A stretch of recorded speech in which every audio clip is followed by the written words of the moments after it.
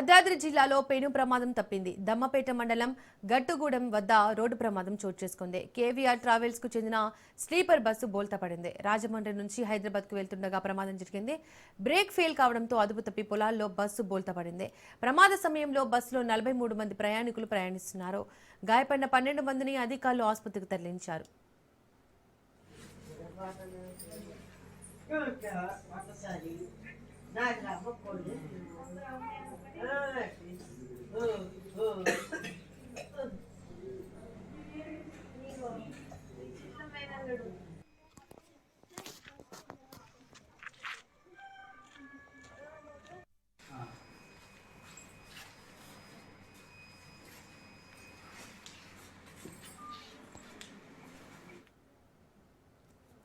భద్రాద్రి జిల్లాలో పెను ప్రమాదం తప్పింది. దమ్మపేట మండలం గట్టుగూడెం వద్ద రోడ్డు ప్రమాదం చోటు చేసుకుంది. కేవీఆర్ ట్రావెల్స్ కు చెందిన స్లీపర్ బస్సు బోల్తా పడింది. మరింత సమాచారం మా ప్రతినిధి నవీన్ కుమార్ అందిస్తారు. నవీన్ కుమార్.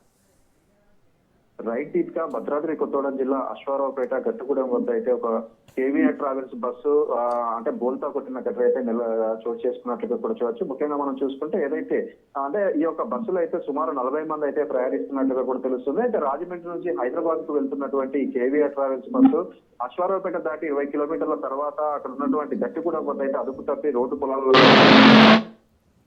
మనకు తెలుస్తుంది. అయితే ఈ యొక్క సంఘటనలో సుమారు అంటే 40 మంది ప్రయాణిస్తున్నా కూడా దాంట్లో 12 మంది వరకు అయితే తీవ్ర గాయాలైనట్లుగా మనకు తెలుస్తుంది. దాంట్లో ఒకరికి మాత్రం ఛాతీలో దెబ్బ తగిలి ఆయన ఒకరికి మాత్రం సీరియస్ గా ఉంది, మరో ఇద్దరికి మాత్రం అంటే గాయాలతో ఉన్నట్లుగా కూడా తెలుస్తుంది. అయితే వీరందరినీ కూడా అక్కడ ఉన్నటువంటి ఒక ప్రైవేట్ ఆసుపత్రికి తరలించారు. అనంతరం వీరందరినీ కూడా అక్కడి నుంచి అయితే పంపించి వేసినట్లుగా కూడా చూడొచ్చు. అయితే ఈ సంఘటనకు సంబంధించి అర్ధరాత్రి జరగడంతో అందరూ కూడా గాఢ నిద్రలో ఉన్నట్లు కూడా మనకు సమాచారం అందుతుంది. అయితే ఏదైతే అక్కడ పొలాల్లోకి వెళ్లిపోయినటువంటి బస్సులు అంటే బస్సు పొలాల్లోకి వెళ్లిపోతున్నటువంటి ఆ నిద్రలో ఉన్నటువంటి వారికి అక్కడ ఏం జరుగుతుందో కూడా తెలిసే పరిస్థితి లేదు.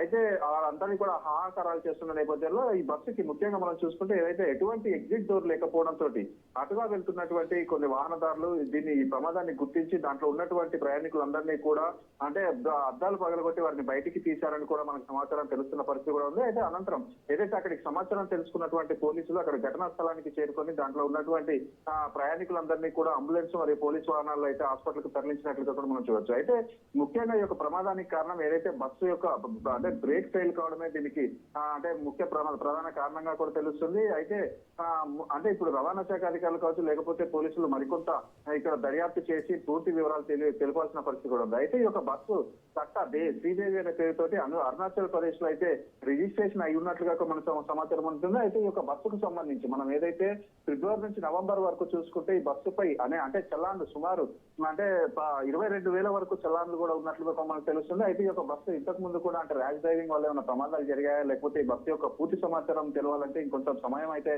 పట్టే అవకాశం ఉన్నట్లుగా కూడా చూడొచ్చు. Right Naveen Kumar, thank you.